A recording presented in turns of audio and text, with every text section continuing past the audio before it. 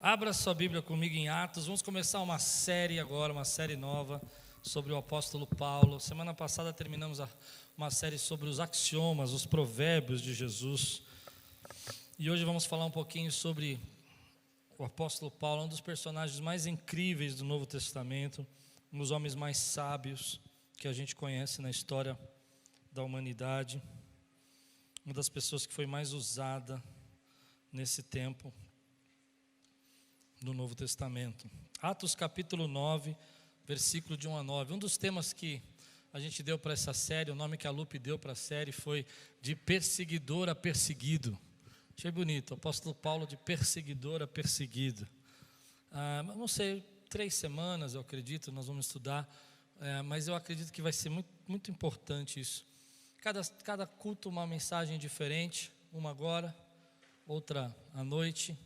Hoje nós vamos começar estudando a conversão do apóstolo Paulo. Se você está pronto, levante bem alto sua Bíblia, diga: essa é minha Bíblia. Eu sou o que ela diz que eu sou. Eu tenho.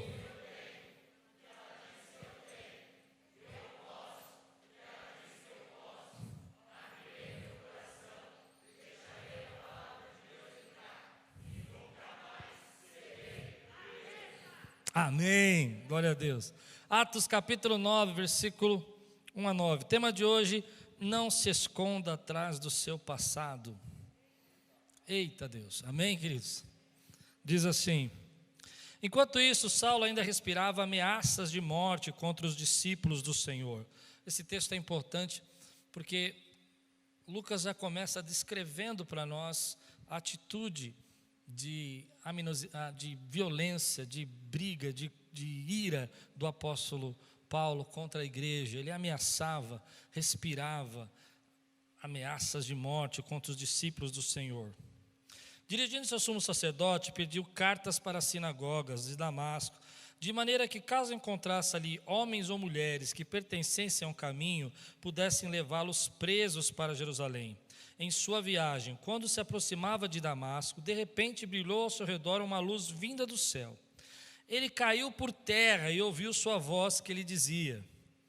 Deixa eu só fazer um parênteses aqui. Muita gente acredita que Paulo caiu do cavalo.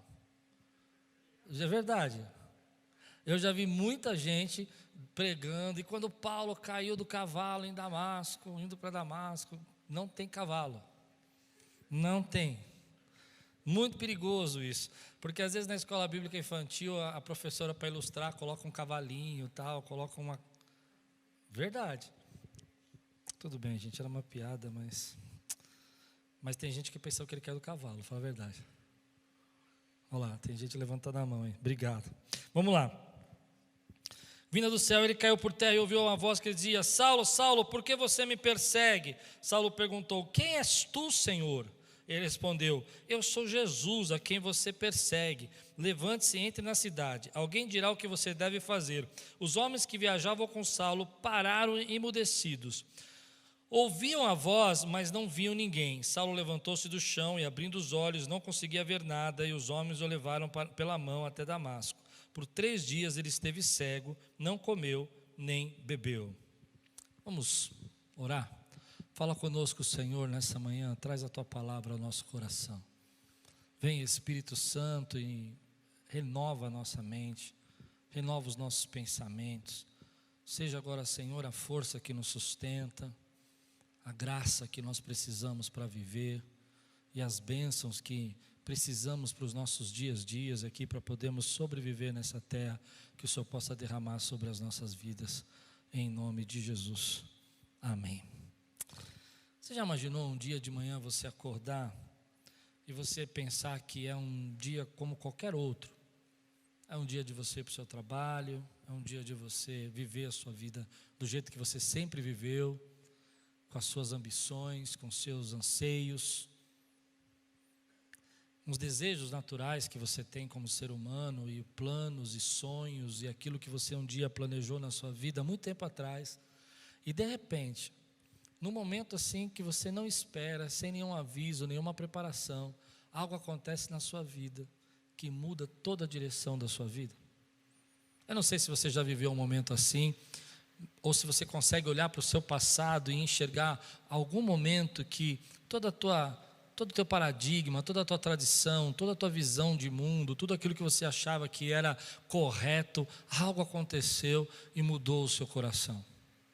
Eu me lembro que quando Deus me chamou para ser pastor, e eu tinha um chamado de Deus ali para o pastorado, é um dos momentos que eu entendo que para mim era um dia como qualquer outro. Era um dia que não ia mudar nada, que as coisas iam ser do meu jeito, eu tinha o meu plano de carreira, eu já estava fazendo o meu cursinho para tentar entrar numa faculdade que eu queria, já estava combinando com meu pai abrir uma empresa com ele, já estava tudo direcionado do meu sonho, tudo indo para o meu sonho. Até um dia que eu me tranco num quarto e começo a orar e ler a palavra e faço um propósito com Deus de estudar a palavra durante um mês, ler todos os dias a Bíblia, estudar todos os dias a Bíblia. E naquele momento que eu começo a fazer isso, Deus começa a me chamar a atenção para chamadas de Deus, para aquilo que Deus chamou os seus servos, como Isaías, Jeremias, Moisés e outros como Josué, e como Deus chamou os apóstolos, e aquilo vai tocando meu coração, e vai tocando meu coração de uma maneira que eu me encontro chorando, eu me encontro em prantos, eu me encontro quebrantado, e dizendo: Deus, eis-me aqui, envia-me a mim. E daquele dia minha vida nunca mais seria a mesma. Todos os meus planos tinham acabado, todos os meus sonhos tinham terminado, porque Deus tinha um propósito na minha vida. Eu imagino que naquela manhã, Paulo acordou, essa é a minha visão do texto, ele acordou, fez a barba, pegou lá os seus amigos, pegou as cartas, conferiu se os documentos estavam lá, falou: opa, hoje nós vamos para Damasco. Hoje nós vamos capturar alguns cristãos. Mas ele não sabia que naquele dia Deus tinha um encontro marcado com ele. Deus tinha uma rota nova, uma direção nova na vida dele. E naquele dia, aquilo que parecia ser um dia como qualquer outro, a história daquele homem ia mudar. Seus paradigmas seriam destruídos, sua tradição seria destruída, toda aquela crença que ele tinha do que ele estava fazendo ia ser quebrada. Mas eu quero dizer uma palavra para você: às vezes isso acontece na nossa vida, num dia que você não espera, você recebe uma notícia, você recebe uma sentença, você recebe uma palavra, e você começa a se perguntar: mas por que isso vai direcionar a sua vida para um lado completamente diferente do que você esperava? Mas eu creio que Deus está na direção, nessa mudança da tua rota. Deus está com você. Você pode dizer amém por isso, querido? E o apóstolo está aqui, ó. Saulo ainda não é apóstolo, né? Mas ele está aqui, ele está indo para Damasco, caminhando e pensando: olha, nós vamos chegar na sinagoga e vamos arrastar algumas pessoas e vamos matá-las e vamos levá-las presas para Jerusalém, e esse é o nosso trabalho. Mas de repente uma forte luz começa a brilhar e ele começa a enxergar aquela luz, e uma voz fala com ele: Saulo, Saulo, por que me persegue? E ele não entende: quem és tu? Ele nem sabe quem está falando com ele. E é interessante que ele diz a palavra: quem és tu? Kyrios, quem és tu? Senhor. E esse Senhor é um Senhor de reverência, é um Senhor de autoridade. Ele percebe que aquela voz é uma voz de autoridade, e ele diz: eu sou Jesus, a quem você persegue. E naquele momento, querido, a vida e a direção da vida daquele homem é transformada. Eu creio que hoje você acordou de manhã, você levantou, você tomou seu café, veio para a igreja e você disse que era um culto como outro qualquer, mas Deus já estava te esperando aqui, e Ele tem uma mudança de rota, Ele tem algo para tratar na tua vida, Ele tem algo para levantar no teu coração. Essa é a minha oração. A minha oração todo domingo é que quando nós chegamos aqui na casa do Pai, a luz de Jesus brilhe, você enxergue algo novo, Ele traga uma revelação nova na tua vida, Ele quebre os teus paradigmas, Ele quebre a dureza do nosso coração. Quem pode dizer amém? E nos faça enxergar a direção que Ele tem para a nossa vida. Nesse tempo a minha oração tem sido essa: Senhor, nos faz maleáveis, sensíveis para ouvir Tua voz e corajosos para obedecer. Você pode dizer isso comigo? Vamos orar juntos. Senhor, me faz maleável, sensível para ouvir Tua voz, e corajoso e obediente para obedecer. Porque às vezes, querido, nós não entendemos que na nossa vida Deus tem uma nova direção para nós. E nós estamos acostumados a viver a vida daquele jeito, nós estamos acostumados a pensar daquela maneira, e nós achamos que é certo ser assim. Eu me lembro de alguns momentos da minha vida onde que encontrei pessoas que Deus teve uma mudança na vida. Algo que mudou completamente a vida dela. Eu contava no primeiro culto aqui sobre o pastor Celso, que o pastor Celso aqui da nossa igreja, ele era de uma igreja católica, muito devoto, servia muito a igreja, e ele tinha um grupo de estudo na casa dele. Acho bonito o testemunho dele, porque nesse grupo de estudo ele ensinava a Bíblia. E ele fazia isso com alegria, ele fazia isso com graça, ele fazia isso com vontade, com desejo sincero de ensinar a Bíblia. E nesse meio que ele vai ensinando a Bíblia, Deus vai falando com ele, vai tocando o coração dele e vai trazendo uma nova direção para a vida dele. Você crê nisso? E ele se entrega a Jesus. E Deus vai usar a vida dele agora para ensinar a palavra para nós. Porque Deus tem mudança de rota para a nossa vida. Às vezes a mudança de rota é uma nossa conversão mesmo. Você era uma pessoa como Saulo, que viveu tantos problemas e tantas coisas. Nós já vamos estudar quem era esse homem. Mas na conversão, quando você se converte, algo acontece na tua vida e você deixa de andar num caminho, você deixa de andar numa direção, porque essa é a palavra conversão, e muda a tua rota, muda a tua direção, e você começa a entender a vida de outro jeito, porque Deus tem poder para quebrar paradigmas, tradições que estão prendendo na sua vida. Mas às vezes essa mudança de rota não é algo assim tão drástico. No caso do apóstolo Paulo, eu penso que foi algo extremamente drástico, mas na nossa vida, às vezes, quando você chega a uma certa idade, você começa a achar que Deus não pode te usar. Ou quando você tem suas convicções que ser cristão é daquele jeito, e Deus fala assim, eu tenho um renovo para você. Posso ouvir um amém por isso? Ou quando você começa a dizer assim, olha, eu vou agir da minha maneira, eu vou agir desse jeito, esse é meu jeito de falar, esse é meu jeito de me comportar, esse é meu jeito de ser cristão, e Deus vira para você e fala assim, não, eu tenho algo para fazer na sua vida, que você não entende, que você não compreende, mas que eu marquei hoje um encontro com você, para destruir as suas tradições, para destruir aquilo que são as suas convicções, que você acha que está certo. Eu me lembro que na minha vida, isso aconteceu há muitos anos atrás, numa experiência que eu tive aqui na igreja, onde eu estava pastoreando já por 10 anos, mas a minha vida estava numa certa rotina. Sabe aquela rotina? De você colocar a sua vida no stand-by, e você dizer assim, bom, é isso que eu tenho que ser, pastor faz isso, então eu fazia aquilo que eu achava que um pastor tinha que fazer, e não fazia mais nada daquilo que Deus estava tocando meu coração para fazer, porque eu entrei no meu conforto, eu entrei na minha segurança, eu entrei na minha crença de que aquilo era a forma de fazer. E me lembro que Deus começou a destruir isso, e a maneira como Deus às vezes destrói essas convicções nossas são por meio de dificuldades, problemas, notícias que nós não gostamos, situações que vêm na nossa vida que a gente não queria que viesse. Amém? E aí nós começamos a passar problemas aqui na igreja, dificuldades relevantes e lutas que nós não entendíamos. Até que um dia eu, cansado de recalcitar contra os agrilhões, quem consegue entender isso? De lutar contra, querido, aquilo que Deus queria transformar na minha vida, de lutar contra aquilo que Deus queria fazer de diferente na minha vida, que eu comecei a procurar entender a resposta, e Deus estava mostrando para mim algo muito importante sobre a graça dele. Ele disse, olha, essa maneira como você tem me visto, a maneira como você pensa que eu não sou assim. E eu fiquei chocado, porque eu tinha 10 anos de pastorado, 10 anos, e Deus falou comigo, você precisa estudar sobre a graça, você precisa aprender sobre a graça. Você precisa entender o que é graça. Eu naquela época achava que Deus me amava mais porque eu merecia. Hello? Alguém veio hoje? Você já se sentiu mais amado porque você merece? Ou eu achava que algumas coisas tinham que acontecer na minha vida, afinal de contas eu era muito, muito bom. Hello? Estou pregando para alguém?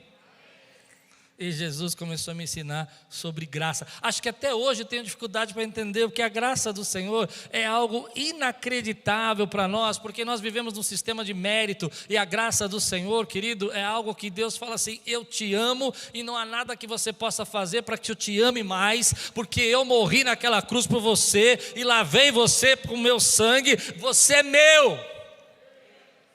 Isso não quer dizer que nós não temos que andar no caminho certo, não quer dizer que nós não temos que ter uma conduta verdadeira, mas quer dizer que o Senhor nos ama, não importa o que você faz. Diga aí, eu sou amado. Eu sou amado. Mas aquilo foi uma mudança completa de maneira de pregar, de jeito de falar, de forma de me importar com meu irmão, porque eu comecei a entender a graça de Deus. Hoje Deus tem um encontro com você aqui. Hoje Deus vai quebrar paradigmas na sua vida. Hoje Deus vai quebrar tradições. E eu desejo que Deus faça isso. Porque assim aconteceu na vida do apóstolo Paulo. Ele então está convicto que ele tem que ser um perseguidor, e ele está convicto que ele tem que ajudar a igreja, ele tem que ajudar o Senhor, porque ele pensa, bom, esses cristãos estão chegando, estão devastando a igreja, estão destruindo o judaísmo, e nós vamos acabar com eles. Ele começa a persegui-los, e é interessante nisso, porque a ideia do apóstolo Paulo, para mim, diferente de alguns outros comentaristas, eu entendo que Paulo foi sincero. Algumas pessoas colocam que ele era irado, que ele era uma pessoa, vamos dizer, que estava fazendo aquilo só cegado pela religião. Eu não acho, eu acho que ele era sincero. Eu me vejo no apóstolo Paulo toda vez que eu quero dar uma força para Deus. Toda vez que eu vejo uma pessoa que eu não gosto, eu falo, Deus, deixa eu conversar com ela, porque ela não entendeu muito as suas coisas, eu vou pôr ela na linha. Ou quando alguém entra na igreja e não é do meu tipo de gente e está me incomodando, eu falo assim, Deus, eu vou tirar essa pessoa da igreja porque ela pode estragar essa comunhão.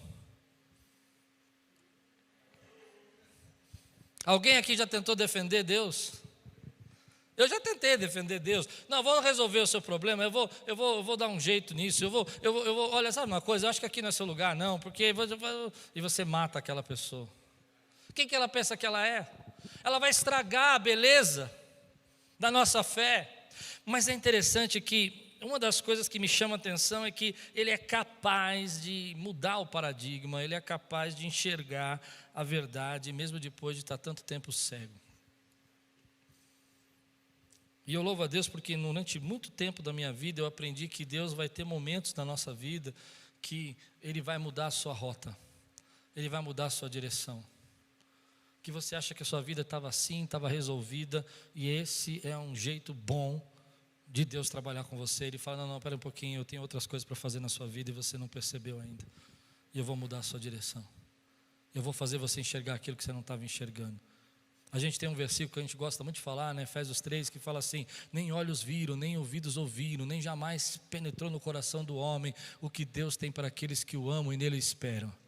Mas quando aquilo que Deus tem para nós, que nos ama e que a gente espera nele, que nem olhos viram, não é aquilo que a gente espera, geralmente a gente não está disposto a ouvir o que Deus tem para falar para nós.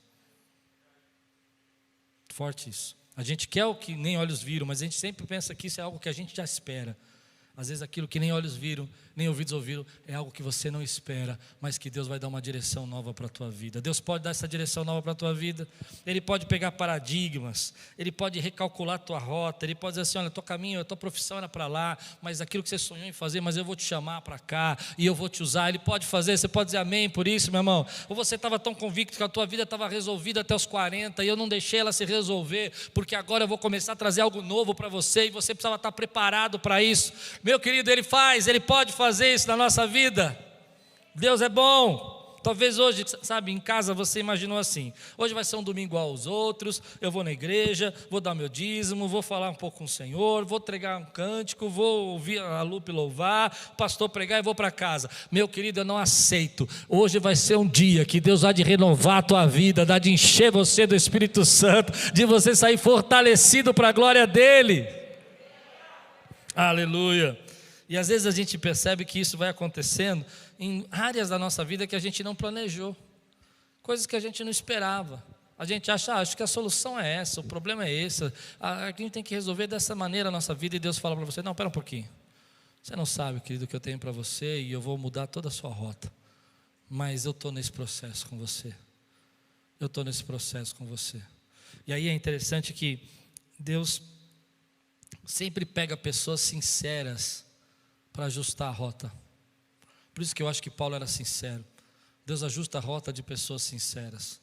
Todo aquele afã que ele tem em servir a Deus, todo aquele desejo de servir a Deus, ele vai usar para servir o Senhor, para ser alguém que prega alguém que evangeliza. Com a mesma fúria que ele perseguiu os cristãos, a mesma dedicação, o mesmo esmero, a mesma força ele vai usar para falar do amor de Jesus. Porque Jesus vai recalcular a rota dele, Deus vai colocar ele numa direção nova. Eu fico pensando que às vezes nós vivemos embaixo de convicções erradas, em pensamentos obsessivos. Sabe o que é um pensamento obsessivo? Aquele pensamento recorrente que você diz para você que a sua vida só vai ser feliz se você viver isso, se você tiver aquilo, que você começa a colocar uma certa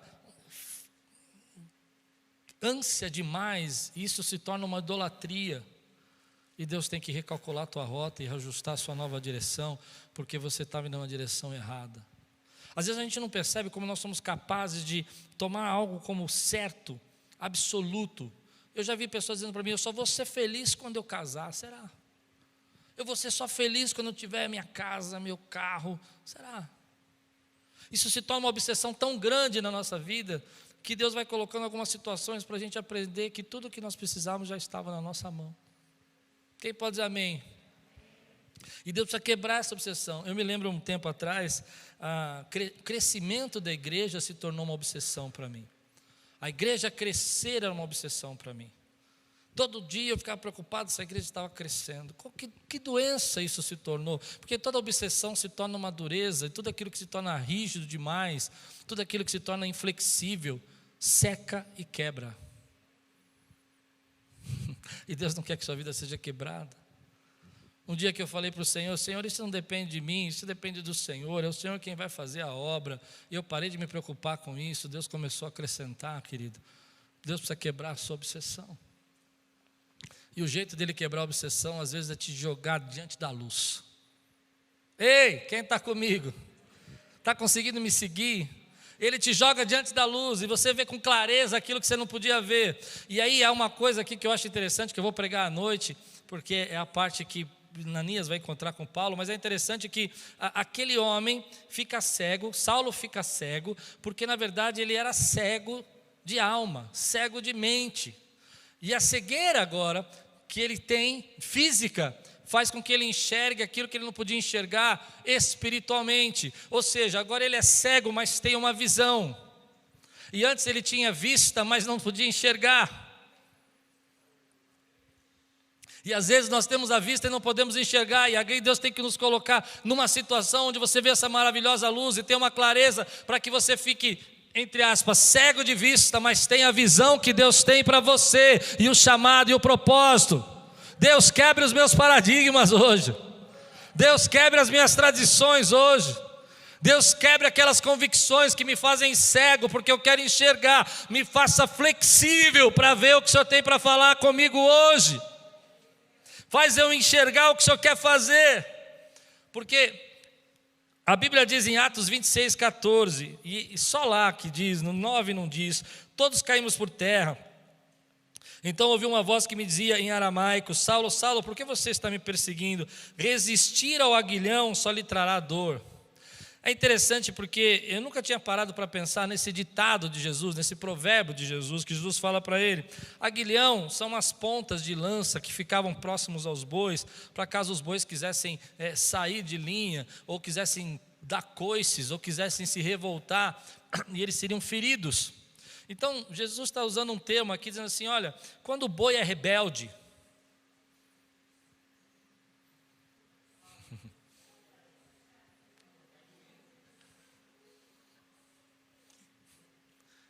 quem tem fé para crer aqui? Jesus está dizendo: quando o boi é rebelde, você coloca um aguilhão e ele fica tentando sair, ele vai só se ferindo, porque não tem jeito. O que quer dizer que Paulo já tinha sido chamado a atenção por Jesus em algumas vezes. Alguns estudiosos acham que ele foi chamado a atenção quando ele estava em frente a Estevão. E Estevão vai sendo pedrejado, e é ele que está cuidando das capas, é ele que está, as pessoas estão chegando até ele, deixando as suas túnicas com ele, e jogando as suas capas, e ele assim: vai lá, pode apedrejar, mata mesmo. Mas enquanto ele está vendo aquele homem ser apedrejado, o Espírito Santo toma a vida de Estevão e fala assim: Pai, perdoa, eles não sabem o que faz, não impute neles esse pecado. E ele diz a palavra de Deus que ele viu os céus abertos e o Filho de Deus sentado. E Paulo está vendo tudo isso e falou assim: quem são esses camaradas? Que tipo de gente é essa? Que morre, que se entrega. E Jesus vai até ele e fala assim: ei, dura coisa é você viver na sua rebeldia, dura coisa é você ficar pensando que pode sair fora daquilo que eu tenho para você. Pois bem, Deus, faça a sua vontade na minha vida, porque isso é conversão. Quem aqui é convertido? Só os convertidos dando glória a Deus. Convertido, querido, é esse homem que sinceramente entrega essa sua obsessão para Deus e fala: eu entendo que eu tenho que me submeter e eu vou parar de me machucar, de querer fazer as coisas do meu jeito e querer resolver os problemas da minha maneira, de querer saber que a minha vida tem um sentido só quando eu a dou, mas eu sei que o Senhor tem um propósito maior para mim e eu aceito esse sentido que o Senhor tem para a minha vida. Deus vai chamar a atenção dele e vai dar uma nova direção. Às vezes essa nova direção é um marco, como foi na vida de Saulo. Às vezes é um ajuste de rota. Ajuste de rota. Antigamente na televisão, quem é mais velhinho vai lembrar disso, tinha uma coisa chamada sintonia fina. Se você conhece sintonia fina, você tem mais de 40. Deixa o titio explicar para os mais jovens como é que era a sintonia. Sintonia fina é assim. Primeiro eu falava assim, tinha sintonia e sintonia fina. A sintonia fina, você ficava lá rodando o seletor, rodando, até a imagem ficar mais ou menos. Que tribulação era aquilo. Às vezes tinha alguém lá no telhado, falava: vira para a direita, antena, vira para a esquerda. Não é? Mas é interessante porque depois que você punha a sintonia, você tinha que ir na sintonia fina, que era um botãozinho pequenininho, né? E você ficava assim, ó, tentando, para, aí, lembra disso? Aí você voltava, zum. Você não sabe o que é esse zum, né? Papai, tio vai explicar. Ficava rodando a imagem sozinho, assim, sem parar. Eu acredito que no decorrer da minha vida com Deus, em alguns momentos Deus precisou pegar a sintonia fina e falar: vem aqui que eu vou quebrar seus paradigmas. Vem aqui que eu vou ensinar você a parar de se esconder. Vem aqui que eu vou te ensinar a parar de você se enganar e dizer que você está fazendo algo para mim, que na verdade você está fazendo para você mesmo. Pronto, falei. Deixa eu ajustar essa sintonia na tua vida. Eu consigo ver na minha história de ministério alguns momentos. Teve uma época aqui na igreja, acho que uns 7, 8 anos atrás, eu estava começando a ficar meio que modo automático, sabe? Pegava a Bíblia, abria a Bíblia, já sabia mais ou menos o que estava escrito, pregava do que estava lá e automático. Um dia Deus me pegou e falou assim: vem aqui, deixa eu ajustar essa sintonia, porque eu tenho algo novo para fazer na tua vida. Eu tenho algo novo da minha graça para derramar sobre você. Então o apóstolo Paulo, ele vai ser levado para ser quebrado nesse paradigma. E eu admiro a vida desse homem, porque ele teve coragem. Não, você precisa entender, ele teve coragem de dizer: a partir de agora, eu vou ser fiel à visão celestial que eu recebi. Em Atos do Apóstolo, capítulo 26, ele fala: a partir daquele momento, então, ó rei Agripa, eu fui fiel à visão celestial. Que coragem é você mudar. Que coragem é você chegar no seu trabalho e falar assim: então eu era aquele cara até sexta-feira passada, mas domingo eu vi uma glória, eu vi a presença, eu comecei a tremer, eu comecei a chorar, eu comecei a louvar, e eu percebi algo na minha vida, e eu não sou mais a mesma pessoa. Que coragem, querido, é você chegar para as pessoas que você perseguiu, que você ridicularizou, que você matou, que você assassinou com as suas palavras, e dizer: eu estava errado, mas a partir de agora eu vou ser diferente, porque eu recebi a graça de Deus na minha vida. Deus nos faz corajosos. Ah, como a gente precisa ser corajoso, porque às vezes a gente recebe a luz, recebe a visão, mas não consegue obedecer à visão. Eu não estou falando de você não, estou falando de mim. Aliás, a minha oração nesse tempo tem sido essa: Deus, me faz sensível para ouvir tua voz e corajoso para te obedecer. Quer orar comigo agora? Diga: Senhor, me faz sensível para ouvir, corajoso para obedecer.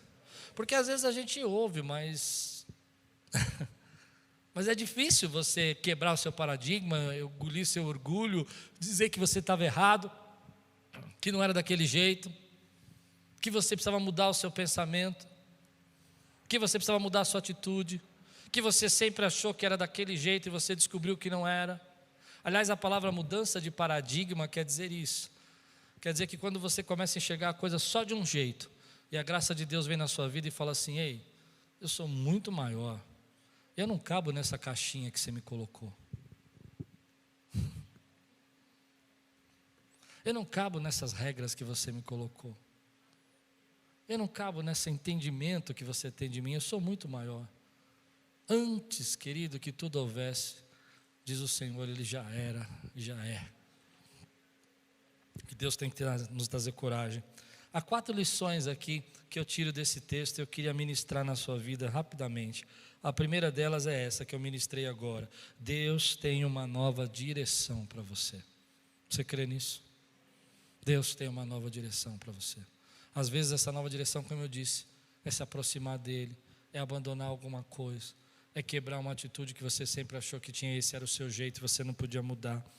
Mas a segunda lição que eu tiro desse texto é: Deus transforma um homem difícil em um instrumento poderoso nas suas mãos. Olha aqui, vamos estudar um pouquinho a história de Paulo. Vamos ver o que ele diz a respeito dele mesmo. Abra comigo em Atos 22, versículo 4 e 5. Atos 22, 4 e 5. Perseguiu os seguidores deste caminho até a morte, prendendo tanto homens como mulheres e lançando-os na prisão. Perceba que Paulo prendia tanto homens como mulheres, lançando-os na prisão, como podem testemunhar o sumo sacerdote e todo o sinédrio.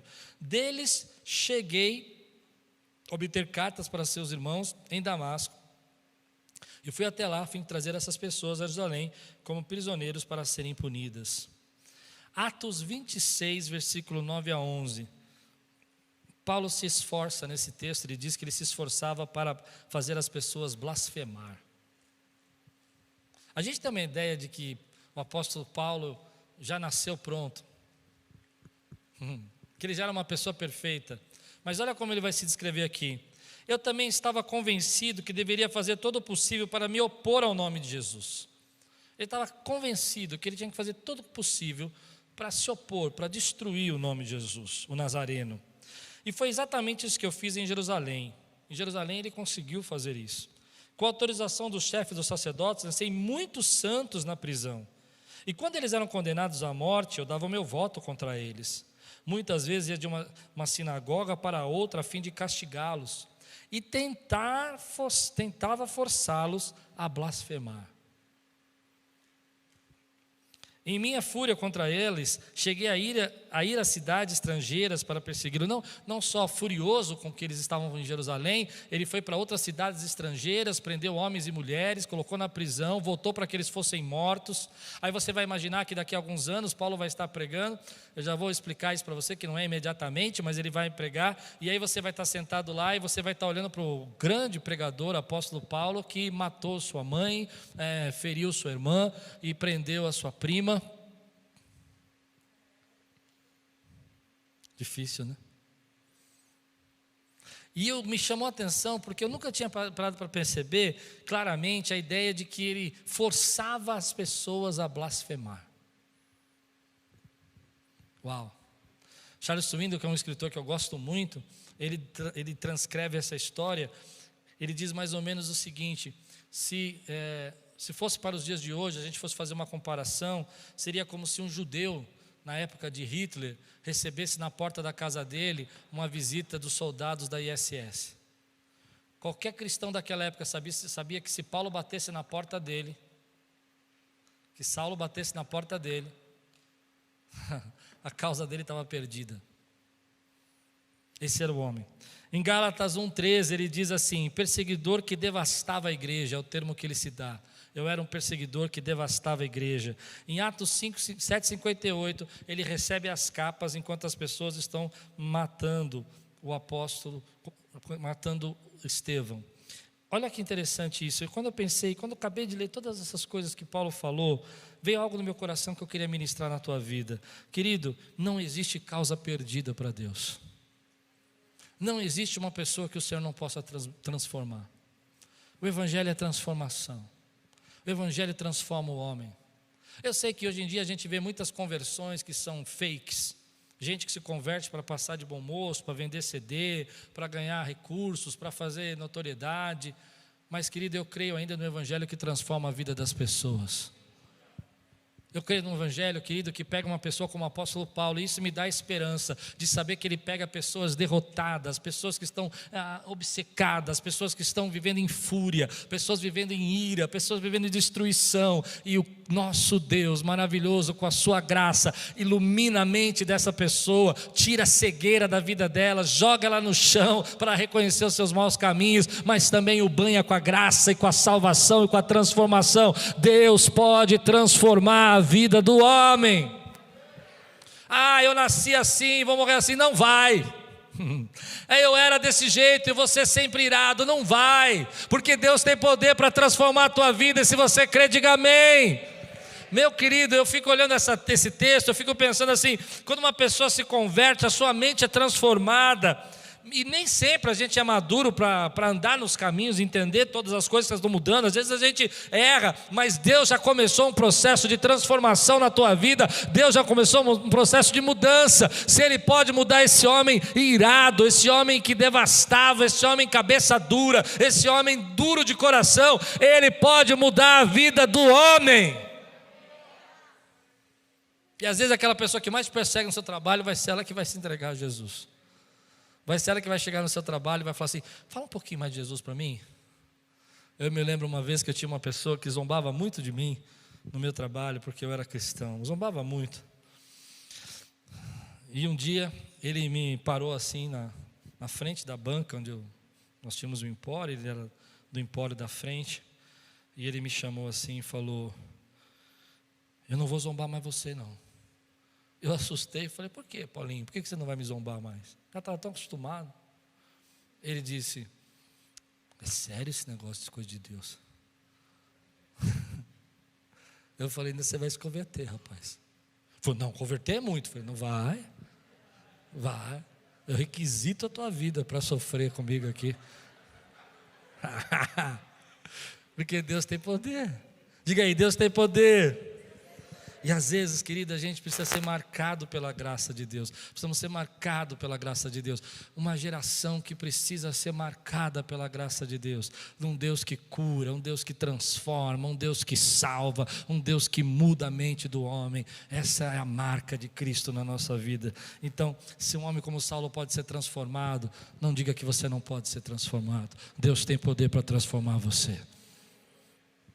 Se você olha para a tua vida e você começa a pensar assim: essa é a minha terceira lição, Deus não pode usar uma pessoa como eu por causa das minhas adversidades, por causa das minhas limitações, por causa da minha pobreza, por causa da minha falta de condição, por causa da minha idade.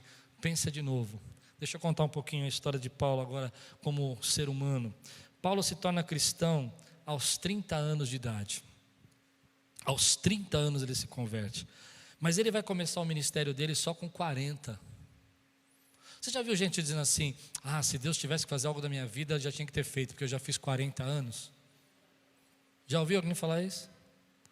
Se tivesse que viver a bênção de Deus, já tinha vivido, eu tenho 40 anos. Paulo vai começar a viver o ministério dele com 40 anos. Então eu digo para você que tem 40 anos: Deus começou uma nova rota para você hoje.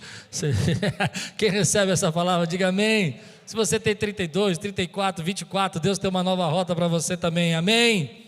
Quantas vezes a gente vê pessoas limitando, mas não é só isso não. Ele começa com 30 e com 40 ele vai se converter, com 30 e 40 ele vai ser um pregador, vai começar. Mas aos 45, só aos 40, quem tem 45 anos aqui? Não é possível. Uma pessoa. Quem tem 40? Duas pessoas. Quem tem menos de 40? Então tem muita coisa que Deus vai fazer na sua vida. Aos 40 anos, 45, ele vai começar a primeira viagem missionária. E se você não conhece a história de Paulo, é ele que vai inaugurar missões, é ele que vai ensinar a gente a ser missionário. Até hoje os missionários do mundo estudam as viagens missionárias de Paulo. Aos 45 anos. Meu querido, Deus tem coisas para fazer na tua vida aos 45 anos. Você pode dizer amém? Aos 49 anos, Deus tem coisa para fazer na minha vida aos 40. Quem tem mais de 45 aqui? Levante a mão. 3 pessoas, graças a Deus. Só os mais jovens da igreja, digam amém. Nós 49 tem mais, amém? Aos 49 ele vai começar a escrever as cartas. E aí então ele pega um computador da última geração, super rápido, senta, amém? Abre vários comentários bíblicos. Não. Ele não vai escrever cartas assim. Naquela época, a gente tem uma ideia, né? Como fala Paulo escrevendo carta, a gente acha que ele passou numa papelaria, comprou uma caneta e foi escrever. Para escrever carta, você tinha que pegar, querido, pele de animal. Você tinha que tratar essa pele com cana prensada. Tinha que pegar uma pena. Tinha que fazer uma mistura de carvão com água e escrever nessa pele. E Paulo vai escrever 13. Diga aí, uau. 13 cartas e você está com preguiça de estudar. Só porque é online. 13 cartas, 13. Eu fico imaginando, que talvez a gente pense assim, né? Que nós estamos muito atrasados, que Deus não pode nos usar agora, que o tempo já passou, que a oportunidade já foi. Mas eu quero dizer para você que Deus tem uma nova direção, uma oportunidade para você, não importa o teu passado. E aí eu vou na terceira lição: pare de se esconder atrás do seu passado. Porque uma das coisas interessantes nesse texto é que eu fiquei me imaginando na vida de Paulo, a vergonha que eu ia sentir, o medo que eu ia sentir. Sabe, você imaginar que você tinha matado cristãos, que tudo aquilo que você tinha feito estava errado, e você começa a se esconder no passado. Estou pregando para alguém? Você começa a dizer, não, eu não posso, porque no meu passado eu não fui tão bom assim, eu não fui tão certo, eu não agi corretamente. E Deus vem na sua palavra e diz assim, ei, pare de se esconder através do seu passado. Paulo não se escondeu, ele não disse assim, bom Deus, obrigado, o Senhor me salvou, mas eu não posso fazer nada, porque meu tempo passou e as coisas estão difíceis, ninguém acredita que eu sou um cristão verdadeiro. Não, querido, ele assumiu, ele disse a verdade, eu era um perseguidor, eu era uma pessoa má, eu era uma pessoa que devastou a igreja, não sou, em Coríntios ele fala, não sou digno de ser chamado apóstolo, aliás eu sou o menor deles, porque persegui a igreja. Ele assumiu, querido, ele não se escondeu na sua dor, ele não se escondeu no seu sofrimento, na rejeição que ele sofreu,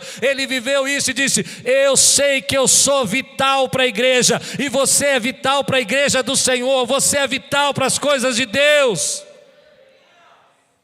Mas eu conheço pessoas que se escondem no seu passado por coisas muito menores que essa. Ele poderia ter dito, olha, Senhor, não tenho como fazer isso, porque como é que eu vou pregar? As pessoas não vão receber. E a verdade é que se não é Barnabé na vida dele, as pessoas não vão receber mesmo. Muita gente não recebia o que ele falava porque desconfiava que ele não tinha se convertido de verdade, mas ele não se escondeu. E aqui está uma coisa que vem no meu coração: quando você enxerga aquilo que Deus quer falar para você, você precisa dizer a verdade para você mesmo. E às vezes dizer a verdade para você dói, mas você precisa dizer, a vida que eu estava vivendo, o jeito que eu estava pensando, a forma como eu estava querendo viver minha vida, estava errada. Muita gente, você deve conhecer gente assim, que nunca vai reconhecer que estava errado. Não importa o que aconteça, não importa quanto apanha, não importa quanto sofra, vai sempre ter uma boa desculpa para dar a você. Uma boa desculpa, às vezes que se esconde, às vezes que diz, olha, está vendo, a culpa é do meu pai, foi a educação que eu tive, foi a falta de recurso que não me deram, foi as pessoas que não me amaram quando criança, foi a luta que eu passei. Mas eu posso ir fundo nisso? Pare de mentir para você. Porque essas pessoas estragaram o seu passado, mas quem está destruindo o seu presente é você. Realmente elas estragaram o seu passado, mas é você que está dando autoridade para elas destruir o presente. É você que está se escondendo atrás do seu passado. Paulo não se escondeu atrás do passado.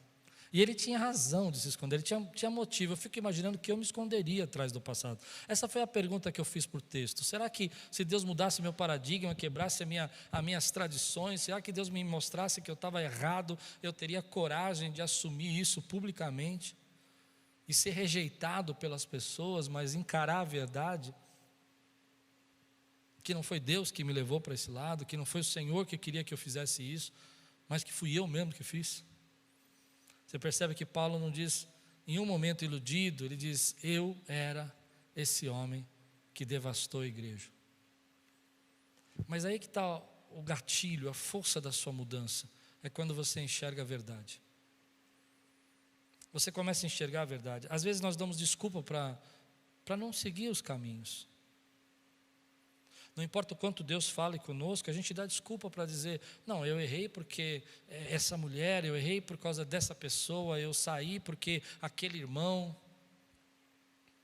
E a gente se esconde atrás disso.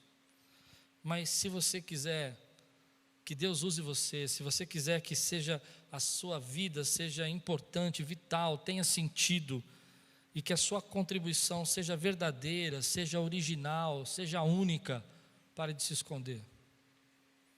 Que as pessoas não te entendem, que as pessoas não te aceitam, que você não consegue. Algumas pessoas, elas vão se empenhar na vida para se tornar invisível. E para isso elas vão fazer o quê? Elas vão começar a pegar todas essas circunstâncias e vão dizer: olha, eu sou assim por causa disso. Mas eu admiro o apóstolo Paulo, porque reconhecendo que estava errado, teve coragem.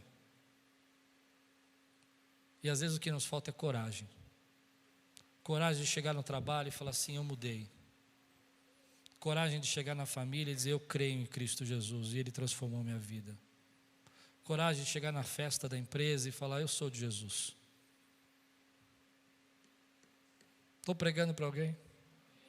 Coragem de chegar àquela pessoa que nos persegue e dizer assim: olha, querido, eu sou do Senhor, a minha vida é diferente. Às vezes a gente sabe o que tem que fazer, mas a gente mente para nós mesmos, dizendo assim que a gente não sabe, e se esconde.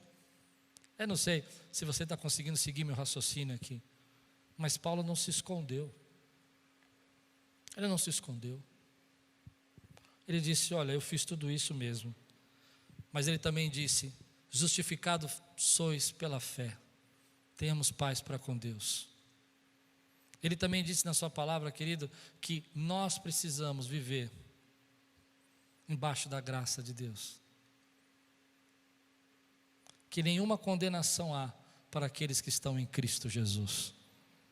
Eu imagino como isso teve que entrar na cabeça desse homem que perseguiu a igreja, para ele chegar num dia e dizer assim: nenhuma condenação há para mim, que matei os cristãos, que devastei Jerusalém, porque eu estou agora em Cristo Jesus. Coragem, querido, que coragem para dizer isso, que coragem para nos explicar isso. Mas é interessante que quando você reavalia as suas ideias, eu vou terminar assim. Quando você reavalia as suas ideias, quando você deixa esses paradigmas quebrar, quando você não se esconde atrás do seu passado, quando você encara a verdade e você deixa agora Deus te dar uma nova direção, uma nova rota, é interessante que às vezes uma ideia é capaz de mudar o mundo.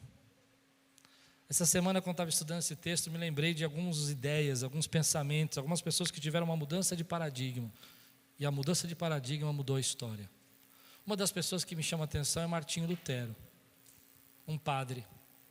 Alguém que foi criado dentro da igreja, foi ensinado daquela maneira, mas angustiado de alma, não entendendo o que ele lia com aquilo que ele via na igreja. Ele vai orar e vai dizer: Senhor, eu não consigo entender, e a alma vazia. E ele vai ler um versículo que diz assim: justificados sois pela fé. E quando ele recebe essa palavra, ele começa a entender que as indulgências não eram verdadeiras, as compras de pedaços de terra no céu não existiam, e que você não podia ser salvo pelo seu dinheiro. E ele vai escrever 95 teses, vai colocar na porta da igreja, e o resto é história. O resto é história, porque de lá vem a igreja protestante, de lá surge a Bíblia que você carrega na sua mão com a versão que você quiser, a palavra é disseminada, as pessoas são salvas. Ei! Porque uma ideia mudou, porque ele entendeu algo que ele não enxergava. Outra história que eu gosto muito de ver, de aprender, é a história de Martin Luther King, porque até então a igreja defendia, de uma certa forma velada, todo tipo de preconceito e segregação nos Estados Unidos. Mas aquele pastor, querido, ele tem ousadia de ler a palavra, entender, querido, que não há gregos nem bárbaros, somos todos um para o Senhor. E ele se levanta, ele começa a falar, não sozinho, mas junto com uma série de pessoas que começam a repensar seus paradigmas. E disse a história que, claro que com muita dificuldade, com muita luta, muita perseguição, ele vai mudando uma história, porque a mente vai sendo renovada através da atitude dele. Ei, Deus tem uma mudança na tua mente que vai mudar o teu destino. Deus tem uma quebra de paradigma que vai fazer você receber algo novo na sua vida que você não recebeu até agora. Quantos podem receber essa palavra na sua vida, querido? Isso é conversão, isso é transformação de Deus para a nossa vida. E então eu fico imaginando, o que Deus tem para nós hoje?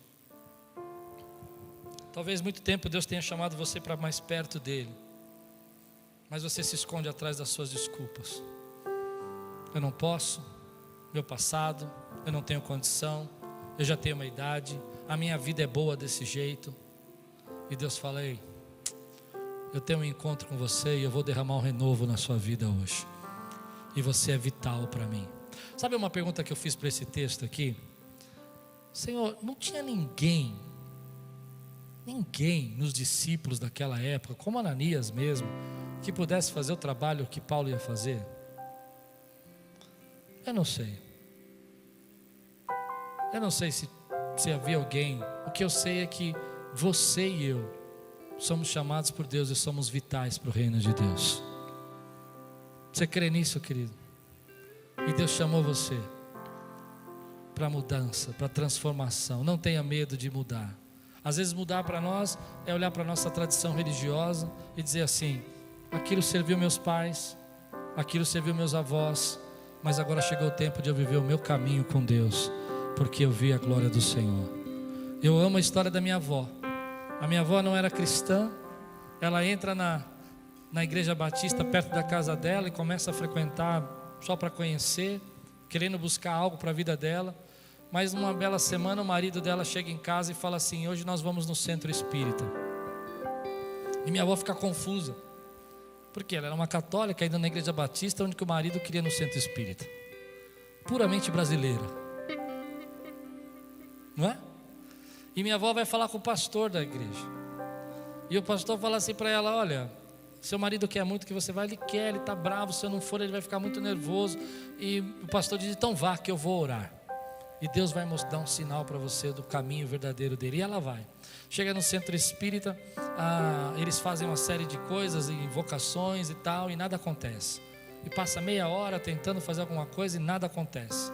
E o líder vira e fala assim, hoje o trabalho aqui não vai funcionar porque tem uma pessoa que está impedindo, tem uma pessoa que está atrapalhando a gente. E minha avó diz, sou eu. Eu sei que sou eu. E na boca daquele homem ela recebeu a direção. E porque ela se converte, porque o paradigma muda, porque ela quebra a tradição religiosa da família, porque ela recebe a graça de Deus, toda a nossa família vai ser salva e abençoada. Aquilo que Deus está mudando na tua vida vai abençoar a geração. É geracional. Quem pode dizer amém? A bênção que Deus está trazendo para a tua vida vai abençoar gerações, assim como a bênção da vida do apóstolo Paulo abençoa até a nossa geração. O que Deus tem para você é geracional. Você recebe essa palavra na sua vida, meu irmão? Aleluia. Quero orar por você. Se Deus está falando no teu coração que é tempo de quebrar algumas coisas, de destruir alguns paradigmas, de viver e refazer alguns pensamentos, fica de pé no teu lugar. Eu quero orar com você agora, quero clamar pela tua vida, que você possa orar comigo, que eu tenho orado nessa pandemia toda. Me faz sensível para te ouvir, me faz corajoso para obedecer. Me faz sensível para te ouvir, me faz corajoso para obedecer. Me faz sensível para te ouvir, para que eu não tenha dúvida que foi o Senhor que falou. Mas me faz corajoso para obedecer, para que eu não fique retardando, nem atrasando aquilo que o Senhor quer fazer na minha casa e na minha vida. Se Deus está falando com você, levante sua mão bem alta e diga assim, Senhor, hoje é um dia especial. Eu achei que eu ia chegar aqui, ia ser igual como qualquer outro, mas eu entendi que o Senhor tem nova direção, um novo rumo, uma rota nova para a minha vida. Me faz sensível para ouvir e corajoso para obedecer. Dá um grande glória a Deus, exalta o Senhor aqui, querido. Aleluia!